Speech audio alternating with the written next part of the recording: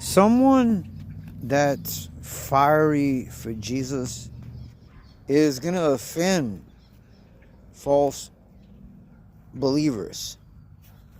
People are going to be offended at a believer that's fiery for Jesus. They're going to be offended at them.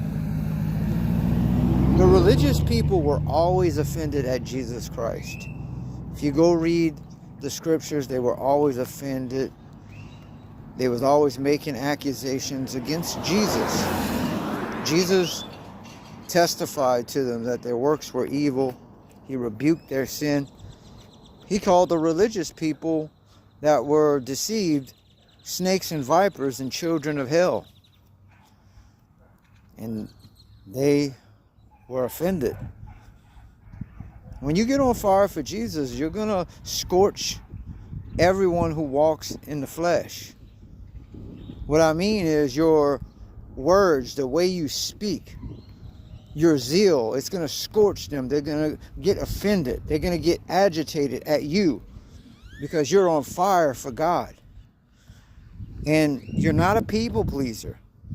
You're not seeking to please men. You're seeking to please God. And when you seek to please God, you're going to offend men because you're going to speak the truth. You're going to speak it unfiltered. And that's what people hate. People hate the unfiltered truth that's spoken straightforward. When you get on fire for Jesus, you're going to speak the truth straightforward. And your straightforwardness is what's going to offend them. You're going to call sin what it is. It's evil. It's wicked. You're not going to try to take the conviction out of how evil sin is. God's word is a sword. It's a sword. It cuts. You cut at deception. You cut at wickedness. The sword is to make war. The sword is to fight with. And when you're on fire for God, you're going to use God's word as a sword to fight against deceit and deception and evil, and everyone who's practicing wickedness will be offended if they're not humble. You know, if they're humble, they're going to have an ear for the truth. But I have seen that most people, they get offended.